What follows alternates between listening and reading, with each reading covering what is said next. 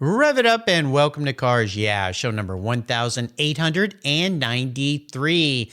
Today we're going to be talking about Jaguar. This is Cars Yeah, where you'll enjoy interviews with inspiring automotive enthusiasts.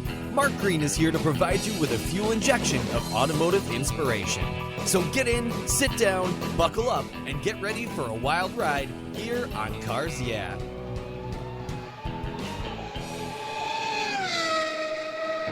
Hello, inspiring automotive enthusiasts, and welcome to Cars Yeah. Today I'm in Seven Oaks, Kent, in the UK, across the pond, as I like to say, with a very special guest by the name of Giles Chapman.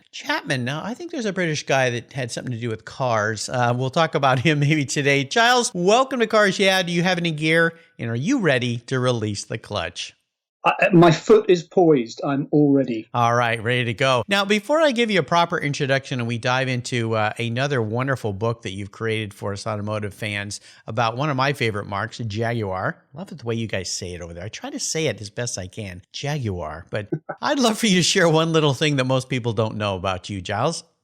Yeah, well, I will. I'm afraid I have a criminal past. Here we go. One day I was in Piccadilly Circus in the middle of London, driving towards Buckingham Palace, and I put the foot down on the car I was driving, and before I know it, I was doing double the speed limit of 60 miles an hour. Yikes. Well, the speed limit is 30. I was doing 60. I was going to say you're going 120?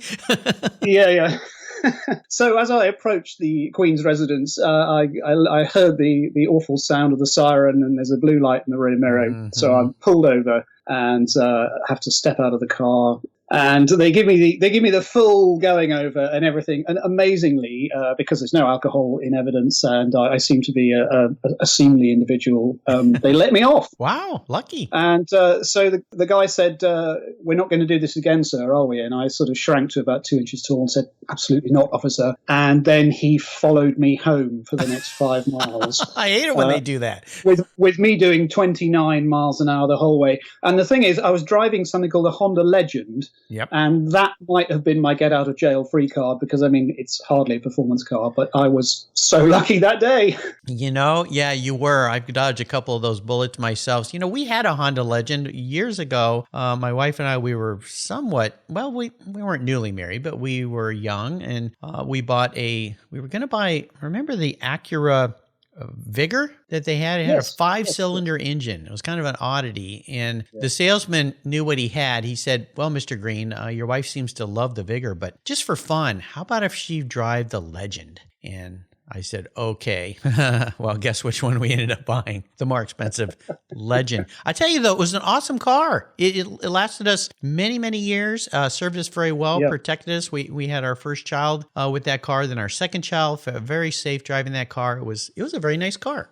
Yeah, quite underrated. I mean, it's as smooth as a Lexus, and a little bit more kind of special feeling. I mean, from what I remember, you know, mm-hmm. All I remember really is my teeth chattering and the blue light in the rearview mirror of the day. But I seem to remember the car was quite nice, actually. So, but I only had it for a week, so it went back to Honda afterwards. Okay, a loaner. Indeed, yeah. I was working on Autocar at the time, so we had a nice pool of stuff every night to pick from. Obviously, the person who went home first would get any two-seaters. If you're staying late, it'd be something with a diesel engine. Yeah, well, I'll bet if you've been driving the other loaners, the Lamborghini, the Porsche, something else, they probably would not have let you walk away. So you picked the right car. Exactly. Yeah, exactly. So there's karma there, isn't there? I think so, something like that. Let me give you a proper introduction. We're going to dive into what you're doing these days. Giles Chapman writes and talks about the motor car, its industry, its history, and of course, its culture. He's the author of 55 books on a huge spectrum of car-related subjects, including, I love this one, My Dad Had One of Those. How many times have I heard that? It sold over almost 200,000 copies. Chapman's Car Compendium, Britain's Toy Car Wars, Dinky versus Corgi versus Matchbox. Got a lot of those. And Gentleman Heroes. The First Blower Bentley and the Men Who Made It Happen. And his latest book we're going to talk about today is titled The Jaguar Century, 100 Years of Automotive Excellence. He was editor-in-chief for DK of the Car Book, the Classic Car Book, and Drive, The Definitive History of Motoring, acclaimed reference books that have all been published in multiple languages, editions worldwide. Early on in his career, he edited Classic and Sports Car, the world's best-selling classic car magazine. I was a subscriber for many years, and has contributed to countless other publications. He founded the Royal Automobile Club Motoring Book of the Year Awards, and indeed, his own work has received several awards and nominations, including, most recently, the 2018 Pemberton Trophy for the Guild of Motoring Writers. Congratulations. We'll be back in just a minute to talk with Giles, but first a word from our valued sponsors. So give them a listen, give them a little love, keep your seatbelts on, watch out for that guy in the back mirror with the blue light. Keep the speed down. We'll be right back. Did you know the most damaging thing to your vehicle's interior is the sun? Harsh UV rays damage your interior over time, cracking the dash, fading colors, and the heat makes getting into your favorite ride downright unbearable. My friends at Covercraft have the perfect solution for you and me. Their quality-made sunscreens are easy to use, take seconds to install and to remove, and they protect your vehicles while parked in the sun if using a cover isn't a good option. I have one for every one of my cars. They come in a variety of colors and options, and their accordion design makes unfolding and folding them up for storage as cool as the summer breeze. Your sunscreen comes custom tailored for your special vehicles and manufactured with the quality and attention to detail that's been the standard for Covercraft since 1965. Here at Cars Yeah, I've got a savings just for you. Use the code YEAH21, that's YEAH21 at covercraft.com, and they'll give you 10% off your Covercraft order. That's right, 10% off. Simply use the code YEAH21 at checkout. Covercraft, protecting the things that move you. I was tired of my rates for my collector car insurance going up every year for no explainable reason. My carrier seemed to be turning into a media company versus an insurance company, and I realized that a portion of my policy premium was paying for all those so-called free media goodies. So I did my homework, I talked to knowledgeable collectors, shopped around, and discovered American Collectors Insurance. They've been serving the collector car hobby since 1976. You last that long by properly serving your customers' insurance need, not with a lot of fluff. ACI is ranked the #1 online collector car insurance provider according to Google, Trustpilot, Facebook, and they offer their real person guarantee live support. No never-ending phone loops when you need help. Plus, because you don't use your classic car as a daily driver, you could save up to 40% compared to regular auto insurance. American Collectors Insurance provides agreed value policies.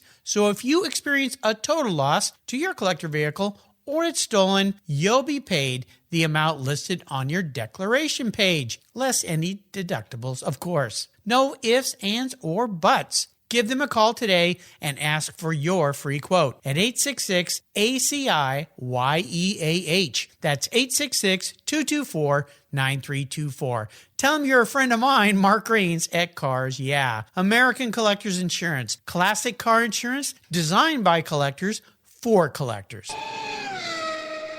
So Giles, we're back. I want to dive a little deeper into the corner. First, talk a little bit with us about your history. I mean, your whole life has been around cars. You've written 55 books, holy cow, and a lot more. And then once you kind of give us a little background, we're going to dive into the Jaguar Century, because the Jaguar is the car that kind of started it for me, along with an MGTC, my dad, because my dad, and my regular listeners have heard this, he bought me my first Matchbox when I was about 5. And guess what? It was a little red Jaguar XKE Coupe. So very nice. Still sits on my desk here today. So take us on a deep dive, would you?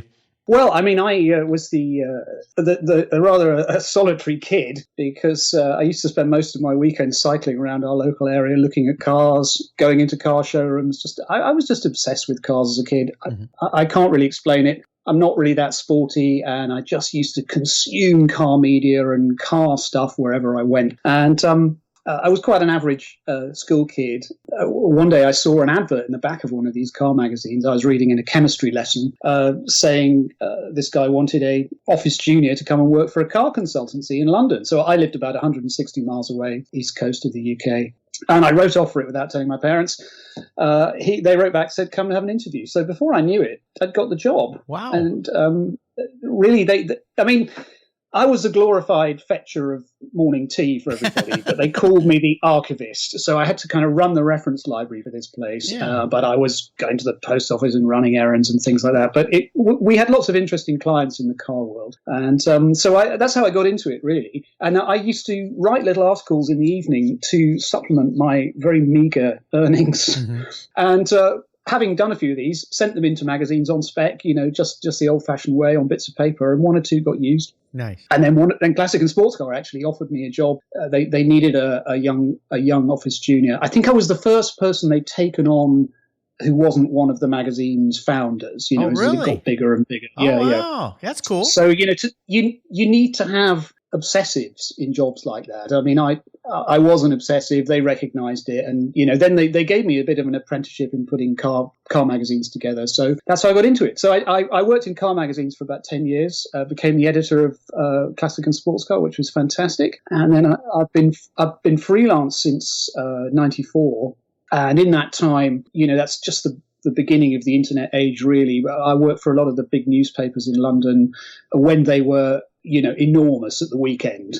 15 different sections. None of them could get enough car articles from all us car journalists in the UK. So it was a boom time, really. And then in the new century, I started to get into book writing and things. Journalism fell away as the internet grew and newspapers were smaller. And so I find myself now in this funny position of I am 55 and I've written 55 books. Wow, it's incredible. Yeah, but I also get to work on quite a lot of others as well. So I sort of do picture research for certain people, and for other kind of books, I might be working with an author who's having a bit of trouble. So I'm a script doctor sometimes, or an editor of something, and I just seem to have found myself by default in this world of car books where I never particularly aimed for, but obviously I'm very glad to have it.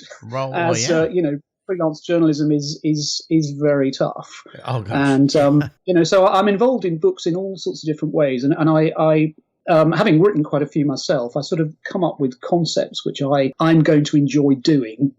And they're the ones that I hope to get off the ground with people. And other times, I might get asked to actually write a book on a specific subject because I've got a lot of the right skills, and I suppose I'm quite concise where I need to be. So that's where I am, really. And in fact, funnily enough, I'm probably a friend of mine here is a guy called Graham Robson. He very sadly passed away last week. Oh my gosh, I'm so sorry. Well, it's okay, but I mean, he's quite an old guy, but he's supposed to be the author with the most car books ever written. I think he'd done 175. Oh my word! Wow. So he's pretty high up. And then your very own Floyd Clymer, I think, yes. In years by, he is probably a guy with dozens and dozens of titles to his name. Yes. Oh yeah. I've had hundreds and hundreds of authors and journalists on this show. Probably the biggest category of all the different kinds of guests I've had. And I love books. I have quite an extensive library. And now with what I've been doing, the kind publishers always send me a copy that I can check out and review and enjoy. So it's growing. I always say that, in my old age when I don't want to do this anymore, perhaps I can sit back in my nice chair and all these wonderful books, sit and go through them again and enjoy them and learn a lot more than I know now. And let's go into this most current book, because Jaguar, you think back to when I hear the word, I think XKE. I mean, it's just so marvelous, but there's so much more than that to the whole history of Jaguar. 100 years of automotive excellence. It's absolutely incredible. And they went through their big heyday, and then they went through some trying times, of course. And here we are today. You have the E-Pace and Jaguar making electric vehicles, and they're still here and people are enjoying them. So talk more about why you chose this book, what it meant for you, and our good friends at Quarto, Steve Roth, who put us together today. He's brought so many great guests. Want to do a shout out. Thank you to him. They publish some wonderful books. The Jaguar Century. Tell us all about it. Well, they came to me on this one, and in fact, slightly caught me napping, because I'm quite kind of hot on anniversaries and, when things are 10, 25, 50 years old and so on. But I hadn't quite realized myself that the whole story of Jaguar is now a century-long saga. And I think at the factory, they regard the start of Jaguar as 1935, because that's when the name very first appeared on a car. So it's, in the official lexicon that comes out of Coventry. It's only 87 years old. But what we've tried to do is do a whole story from when the guy who founded Jaguar first went into business to now. And obviously that is a tremendous span that goes really from his first days as making sidecars to go on the side of motorbikes to the company that it is now, as you rightly say, making electric cars and so on. So they really just said, there's 100 years, what would you like to do? And I decided that I was going to produce a book where you kind of even out the history across the whole 100 years. In other words, as you rightly say, Mark, everyone thinks of the XKE or the XK120, maybe the XJ6, but those cars are 50 years ago. I know. And if you own a Jaguar now, something recent, these are your good times, and you don't want to be just at the end of the book dismissed by the author, kind of going, oh, and there's all this modern stuff and they're all SUVs and horrible and so on and so on. So the challenge was to try and do a book where you would have a pace all the way through,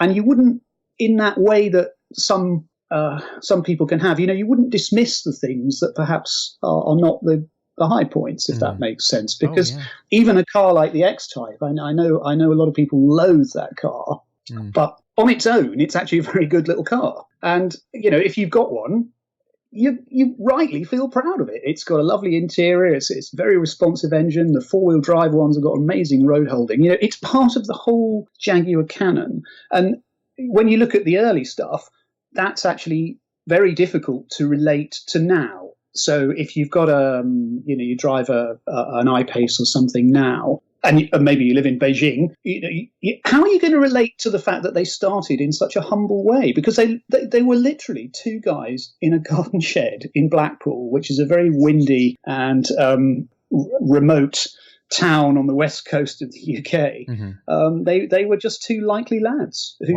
thought, let's just jump onto the latest bandwagon. And the reason they did it was because if you had a girlfriend in the 1920s, she'd be very, very unlikely to want to go out with you if you made her go on the back of your motorbike. Sure. Yeah. So they created this little sidecar that not only was comfortable and snug, but was quite cool looking, sort of torpedo shaped and a lovely wheel disc on it. And he was the guy who founded the company, William Lyons, and he was absolutely amazing at knowing what people wanted and then being able to build it within the capabilities of what he was doing. Yeah. These are things that I didn't know either about the beginnings, because like you said, I always carry it a little bit further forward. But in learning about what he was doing, and I always kind of chuckle at William Lyons started a company called Jaguar. It's like, why didn't he call it Lion? I don't know, maybe a Jaguar kind of sounds cooler than lion. Lions kind of lay around most of the day and then wait for the females to go hunt, and then they eat whatever's left over. Jaguar's a little more stealthy and it's cool, but I'm glad they chose Jaguar. So let me ask you this. When you think about and we don't want to give away all the secrets because I want people to go buy this book because it's absolutely fantastic. As you go through, or as you went through the history here, what are one or two things that really surprised you? Well, the thing that amazes me most is that Jaguar is still with us, because it has been through some of the most terrible low points in its history. Effectively in 1968, it was nationalized and became, government owned in the UK and got really dragged down to a terrible state in the 1970s. I mean, the cars were leaving the factory with rust on them. You could only have 3 colors. They couldn't get any metallic paints right. The doors didn't fit. And this is the British answer to BMW we're talking about. Yeah.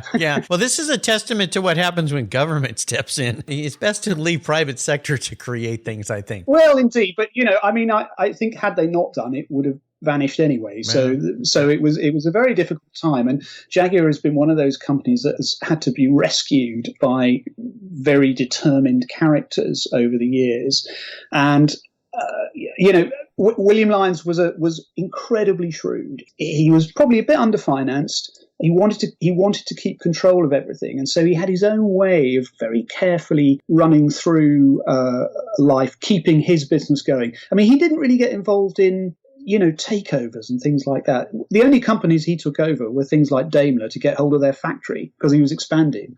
He didn't really want to have a huge, multi-mark group, really. Right. And he was forced into it in the end. And, I think in a very harsh economic times, his very autocratic way of doing things was sort of came undone a little bit. So it's the fact it's been rescued and been put back on the road about 3 or 4 times. That for me made it fun to write about. And I would find it a lot harder to write about Porsche or Ferrari, where everything's brilliant and fantastic and wonderful, and every accolade builds on the last one. That isn't the case with Jaguar. A lot of things have sort of gone wrong for them. So that's that. Yeah, no, it's really true. And you think back to the 70s and 80s and even 90s, Jaguar was one of those cars that you just wanted to love so bad, but they were so bad. And so, and I remember I worked with a gentleman for years, 11 years out of college, and he really wanted to buy his wife a Jaguar and, a sedan. That was kind of like her dream. And I knew some things about cars, and I said, just be careful. These things are challenging. And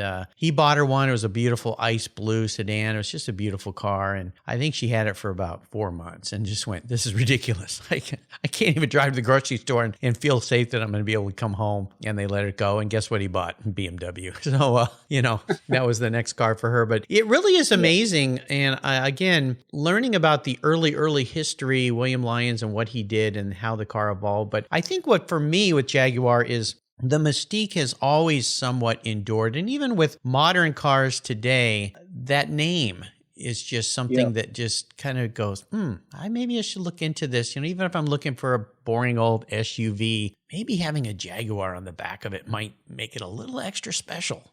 Well, if you're going to be stuck in a modern car all day, I agree with you. You want to have an environment that's going to not just flatter you, but excite you, and that it's going to have a little bit of an X factor. I think that X factor in the Jaguar history probably came in 1948 when they first designed their own engine. That was their big kind of starting point in becoming a classic make. Because within 3 years with that engine, they'd won the Le Mans 24 Hours race. It was incredible what they did. And Lyons, he was very good at appointing the right people and then letting them get on with it. So he appointed some great engineers who probably felt very frustrated in other companies where they had a conservative management who wouldn't let them do anything exciting. He wanted to produce an engine that not only was going to be, the world's first mass-produced twin-cam, performance engine, but was also going to,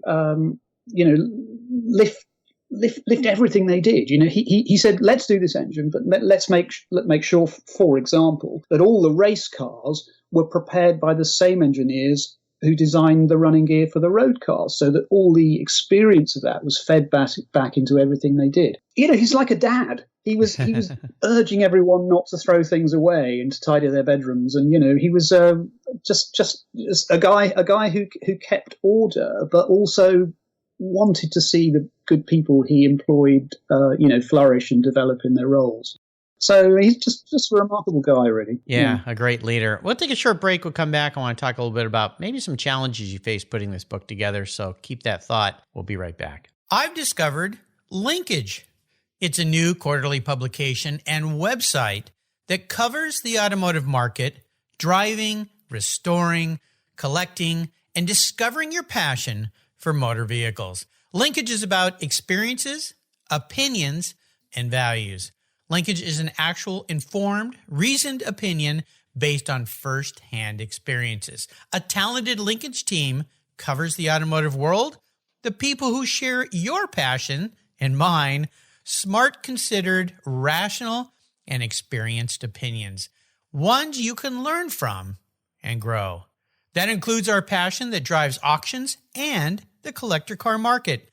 So come with me and join us on this journey. And be sure to use the code CARSYEAH when you subscribe, and they'll give you $10 off. Boom! Linkage, geared for the automotive life. Subscribe today at linkagemag.com. What began as a charitable car show has grown into the world's greatest collector car auctions, raising over $133 million for charitable organizations to date. For nearly 50 years, automotive enthusiasts from all over the world have enjoyed the Barrett-Jackson collector car auctions, and I'm a huge fan.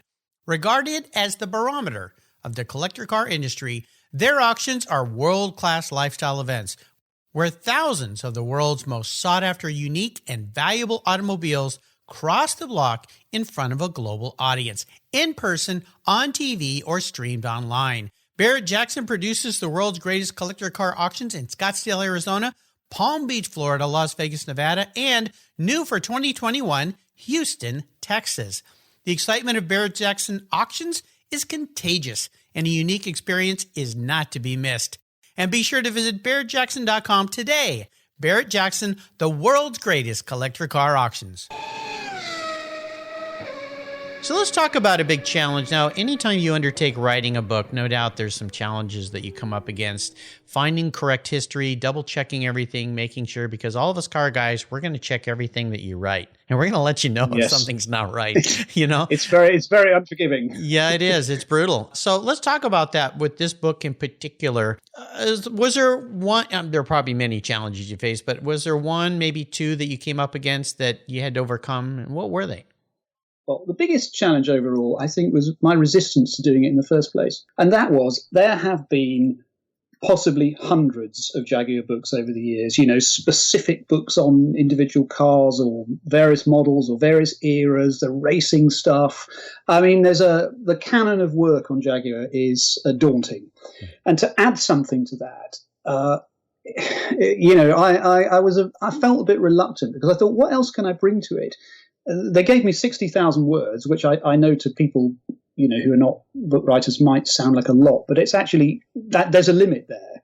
You know, you divide that into 20 chapters, you end up with 2,500 words per chapter. And one of those chapters, for example, is going to be on the XKE, and another one will be on the, you know, the Mark 7, the big saloons of the 50s. So you've got your limits. Because you can't write more than 60,000 words. It's pointless even thinking of doing that. So I know that people might look at it and they might sort of go, oh, well, I know a lot of this already. But that's inevitable. What I think that my challenge was to try and knit the whole thing together so that if you own a Jaguar now and you're what I'd call a normal person as opposed to a petrol head, yeah. As you said earlier, Mark, you know, you just fancy a Jaguar because life needs to be livelier than everyone else's. Yes, yeah. You know, it's the Alfa Romeo factor, isn't it? Mm-hmm. That you would be able to sort of read the whole thing and put it down afterwards. I'll flatter myself here, obviously. Put it down afterwards and say, oh, now I understand the genesis of it. Because I think it's a very tangled genesis if you look at the modern range now, back to the sort of 60s and 70s and then back to the 30s and 40s. The periods don't neatly segue. So I wanted to try and explain it in a way that was, you know, that your Jaguar nutcase could sort of nod and go, yes, that's right, tick, yes, that's right, tick. And my mum could also read it and sort of understand what Jaguar is about, if that makes sense. Sure. So you know, so as you can imagine, every book is an enforced prison cell, of sitting in the dark and not coming out till you've written X amount per day, and you know, you set off on a journey through your manuscript, and you can't tell until you look back at what you've done whether it's coming out how you want. Yeah. I hope this makes sense. I mean, I sound like a tortured soul, don't I? But, No. It makes a world of sense. I've heard this from many authors who are undertaking writing about almost any mark, and they think, gosh, this has already been done. How can I add to this? How can I make this more interesting? And I believe that's really what you've accomplished here. I like to ask my guests about a special vehicle in their life, but I'm going to start this question off with this for you. If you looked at the breadth of Jaguar over its entire history, and you could have any one Jaguar in perfect condition, brand new, parked in your garage, what would it be? I just love the very first XJ6. I love that car. It is so amazing that this small band of people produced that in 1968 when you think of the might of a General Motors or of a Toyota or even a Volkswagen, and the people needed to do that, and this tiny band of very dedicated, possibly quite eccentric people produced this car that handled better than anything else in the world, and when you drove it, it made you feel like nothing else, you know, because it was both extremely sporty and responsive and feline, really, and yet also so brilliantly cosseting. They developed special tires for it, just for that car, and they spent ages working on the tread pattern so that one kind of ring of tread would cancel out the noise of another, and everything, all these little touches that were done to make this car special. And it's not from a big corporation; it's from small company, little place in I love Coventry, England. Yeah, it's also beautiful, absolutely beautiful. And that's the car that my old coworker bought for his wife, and he actually thought, gee, as if this isn't going to be painful enough, I think I'll have I think I'll get one with the V12. Why not? And that's what he ended up with. I think it was like a 5.3 liter, something like that. It's a 5.3 liter, yes. Yeah, and it was just insane. You open that hood, which opened the other way, hinged in the front, I believe, if my memory has me right. I think it's the way it did. But you look at that engine, and you just went, whoa. How are you going to keep this in sync? I hope you have a good mechanic. But when it was running right, oh my gosh, it was just absolutely stunning. And I love the way the front end kind of raked forward. It looked like it was ready to pounce, just like the Jaguar logo. And that was a mass production V12 engine. There are V12s in Ferraris, there are V12s in Lamborghinis, and so on, and they make 150 cars a year. But this is making them by the tens of thousands. It was incredible, really incredible what they did. I mean, the timing was awful for Jaguar, because just as the car came on the market, we crash into the biggest oil crisis of all time. Yeah, exactly. Yeah, and also they're just beginning to have terrible industrial relations with the workforce as well. The workforce have been a bit disconnected from the company founder, and they're getting quite militant. And I think they had excellent reasons to be so, by the way, as well. But you would expect when you bring out a super saloon like that every aspect has to be perfect. You can't have the cars being delivered to the customer with faults, and that did happen. And in fact, some of them were delivered without radiator grills, because they couldn't get them out of some other factory in Coventry, so they just sort of sent a bit of tape. Oh my gosh! It covered up the grill, and with a promise note to say, when we've got it, we'll send the dealer around. Yeah, we'll forward it. Don't mind the front end. Just look away. Look away. Don't look here. Yeah, look away. When I was a kid, I detailed cars, and I had a client who was a college professor, and I used to ride my bike down to San Diego, down the boardwalk to the end of the boardwalk, and he lived at the end. He was a volleyball player, kind of like for a young kid like me, like, oh, is that what life is like? A bachelor playing volleyball on the beach with beautiful girls. And by the way, he has a white V12 Jaguar in the garage, XKE, and I used to drive that back home. And it was just like, oh man, this thing is so cool. Wonderful car. His was always running perfectly. He had a mechanic that could dial everything in. And I just thought I was the king of the road driving that thing with the top down. Oh, it was nice. Be still my heart. Love it, love it, love it. I'm going to crawl into your head a little bit here, Giles. This is a bit of a psychologist time here. If you were manifest as a vehicle, not what you want to be. This is your perception of yourself, the man in the mirror, as a vehicle. What would you be? But more importantly, this is always good from a rider standpoint. Why? Well, you fortunately gave me a few notes on this before we got together today, so I could really sit there and think about it. And if I was to say that it would be the Lancia Fulvia Zagato, would that mean anything to you? Oh yes, yeah, big, especially when you add that word Zagato on the back. Yeah, beautiful. It's a car I absolutely adore, and it's full of strange features, like a lot of Zagato cars are. I mean, in this case, one thing I like about it is the bonnet opens from the side. Mm-hmm. And the Flavia Zagato, that also had a funny little electric rear screen that would open to ventilate it. And it all goes back to the Ugo Zagato, whose famous quote was, "Look at that car over there. Is it different to all the rest? Then it's a Zagato." And he set out to try and do things differently, sort of for the hell of it, but also with a bit of artisan craft in there, and always using, excellent chassis and so on. So if I could be that amalgam of those elements, but trying to do things a little bit differently, I would be happy. And if I was also to say a car I'd like to manifest myself as today, it might be this amazing prototype that they have in Germany called the Sono. I don't know if you know that. Have you come across it? Yes, I have. Yeah. Yeah. Which is it's basically a gigantic solar panel with an interior and 6 seats. Yeah, and it's crazy. Yeah, it'll give you, if you just leave it outside, it'll give you 17 miles of completely free motoring, and then you'll have to charge its battery up to do any more. But I just love the team who are working on it. They've crowdfunded it. It's not a great looker, so there we go, a bit like me. And but I really feel they're taking a bit of a dream and trying to make it a reality in a different way. I think people don't give them any credibility, but they're.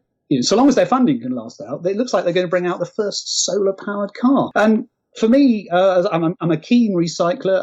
I'm keen on green things. I think we do need to move away from some of our smoggy habits of the past. I just love that car. I think it's amazing. So there we go. Imagine those two together in a garage. That'd be pretty cool. I think that'd be pretty cool. Yeah, I love that car, the sport version of that car. Of course, Lancia has a wonderful history of just romanticism, I think, in my mind. Maybe not as reliable as everything else, but who cares? We're talking about Jaguar and old Jaguars today. The new ones, I think they're very reliable, obviously. Even Ferraris are reliable. I have a friend here in the Northwest who's driven his Ferrari 100,000 miles, drives it every day, goes everywhere in it, snow, whatever. He's doing what we all should be doing with our cars, and that's getting out and enjoying them versus saving them for the next guy. So I think that's a great answer. Thanks for thinking that one through. Well, I always ask my guests about a great book. You've written 55 great books. Of course, listeners, this book, The Jaguar Century, 100 Years of Automotive Excellence. You should get this book and most definitely put it on your shelf. You're going to love it. Is there, if I asked you from a writer's perspective, another great book you might recommend, what would that be? It doesn't have to be a car book.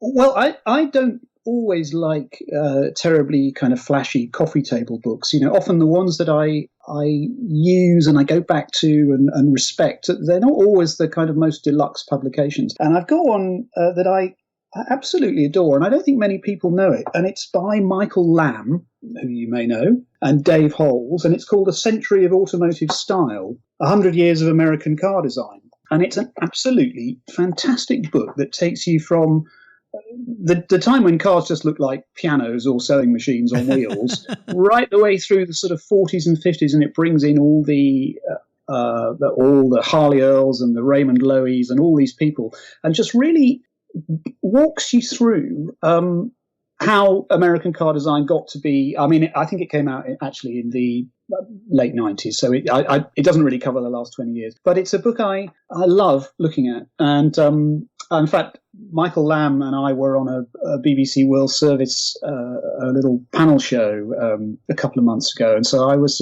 At the beginning, I was sort of foaming. I said, Michael, I've got your book. I'm always looking at it. Yeah. It's just silence. He didn't know what to say. In case I turned out to be dangerous, Yeah.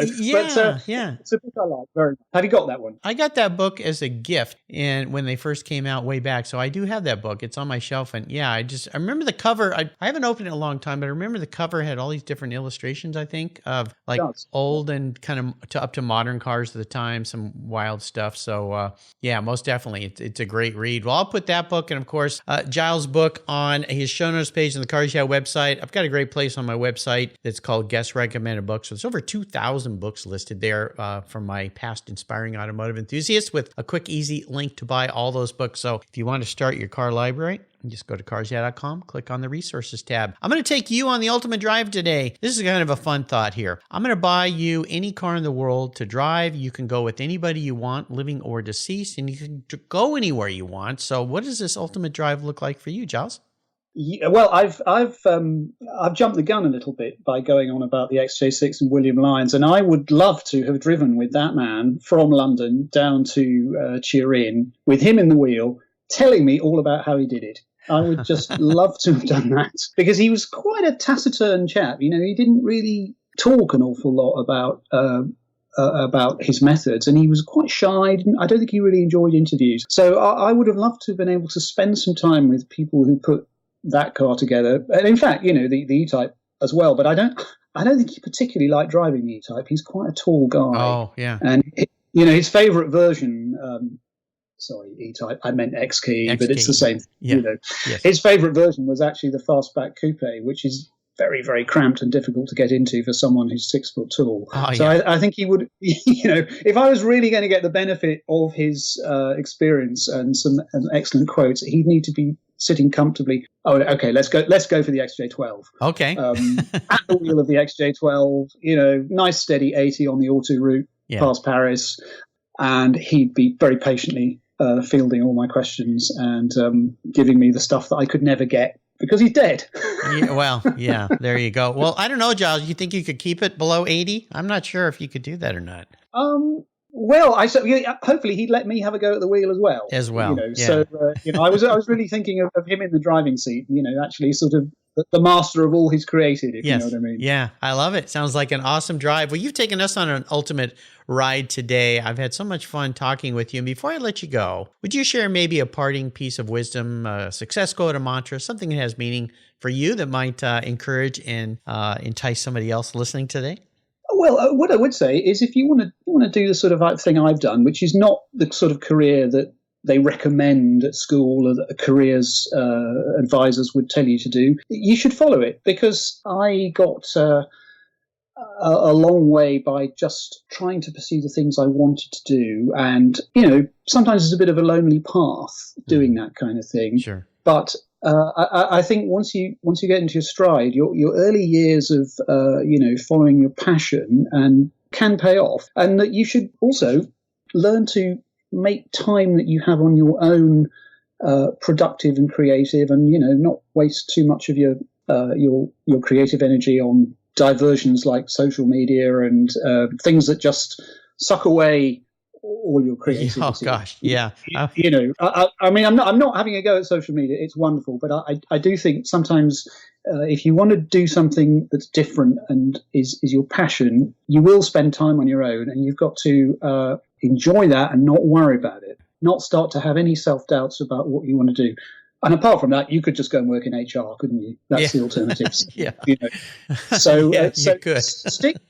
stick with it despite the solitude is what I would say. Yeah, I think it's great advice for sure. I always say if you want your dinner to cook faster, put it in the oven and get on social media and your dinner will burn. It's amazing how much time it eats up. It really can be a bad thing and a good thing. It's like anything. It's how you use it, right? So is there a way that people can learn more about you, Giles? Do you have a website or place for people to follow you? Or is it just go to the library, the bookstore, and get your books? Well, I have a website, which is www.gileschapman.com. I mean, it's just a short CV, a very brief resume of what I do. Mm-hmm. Most of my work is on Amazon, where I have an author page, or in local bookshops, as you say, and that's the stuff that stands for my output, I think. You can read me in quite a few magazines. I work for a magazine here called the Automobile Octane sometimes. Whoever will have me, really. Whoever will have me. I love it. Well, make sure you look this up for you listeners today.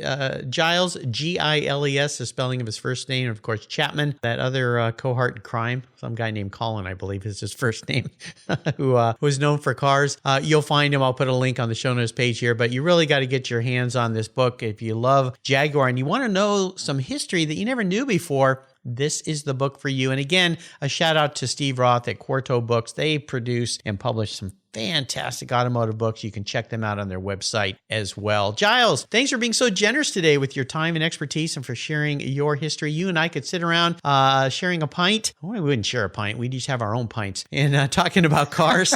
We'll do that next time we're together. Until you and I talk again, my friend, I'll see you down the road. Thank you very much. You've really indulged me. I've loved doing it. This was fun. You're welcome.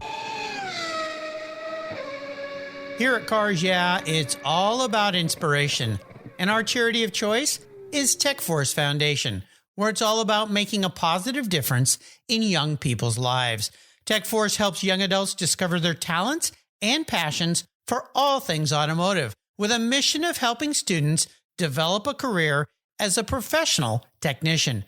Tech Force awards nearly $2 million in scholarships every year for students to pursue technical education, and they support hands-on activities, events, and mentorships across the country, working to change the outdated perceptions of these careers.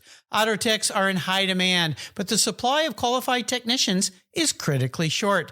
They need your help to fuel their mission. Learn more and join me in supporting them at techforce.org. Thank you so much for joining us on today's ride here at Cars Yeah. Drive on over to carsyeah.com to find show notes and inspiring automotive fun. Download your free copy of Filler Up, a fun book filled with gorgeous photographs of fuel filler fun, including quotes from more inspiring automotive enthusiasts. Download your copy today, and we'll see you next time on Cars Yeah.